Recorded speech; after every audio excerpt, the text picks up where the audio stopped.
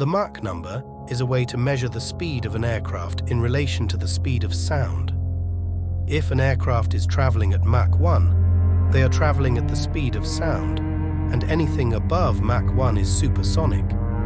Mach 2 would be twice the speed of sound, and Mach 3 would be 3 times the speed of sound.